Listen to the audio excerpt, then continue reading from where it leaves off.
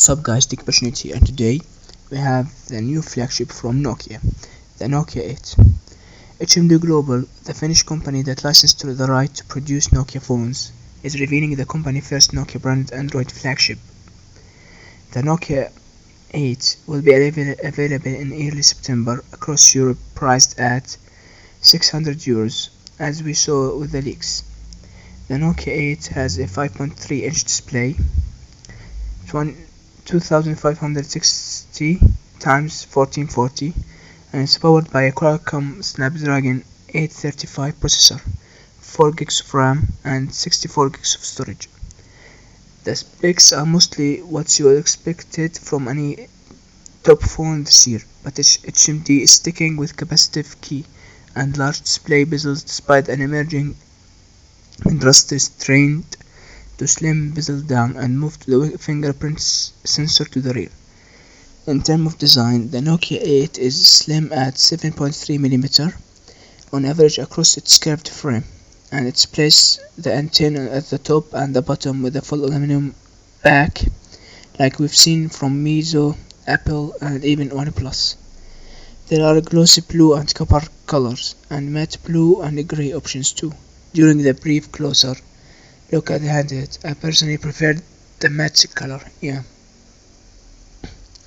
Instead of design superiority, HMD is offering some camera tricks. This is the first Nokia branded Android phone to feature size optics on the front and rear cameras. Both are 13-megapixel sensor with dual camera array at the rear that also include a monochrome camera. HMD isn't customizing the camera software very heavily here, but has added what it's called Bothy mode.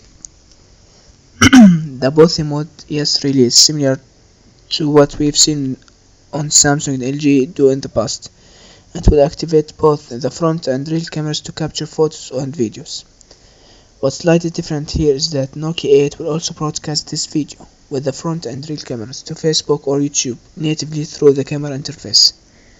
Ultimately, it's a camera gimmick, especially with the Bothy naming, but could prove popular for sports scenarios or even people attending a streaming protest. The Nokia 8 also includes another trick.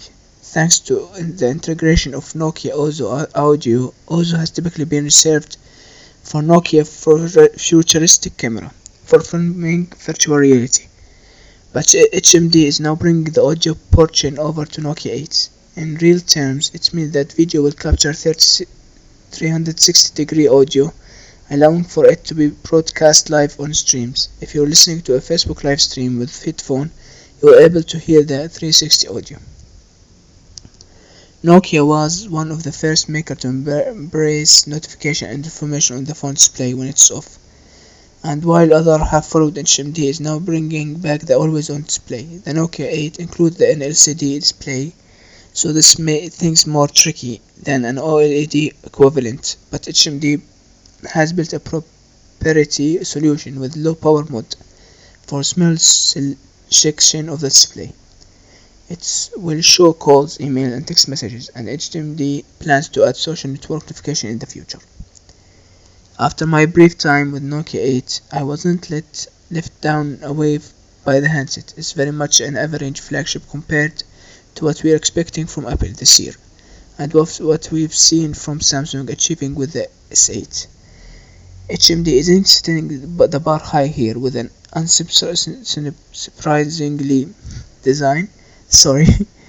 a lack of waterproofing or wireless charging, and price point that doesn't make this a cheap Android phone with good specs that's especially relevant with competition like OnePlus 5.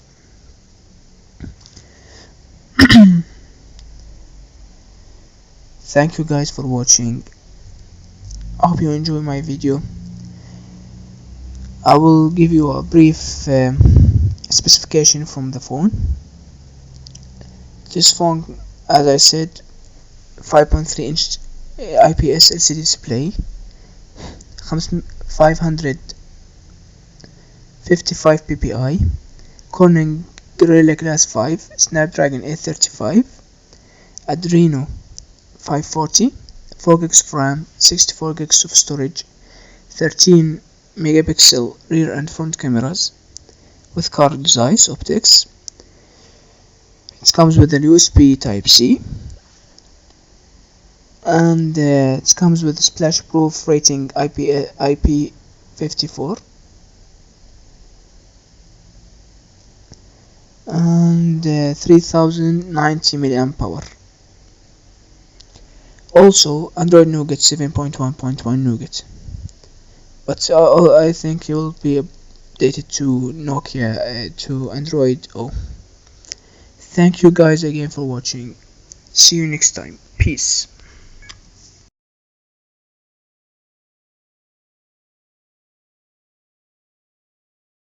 You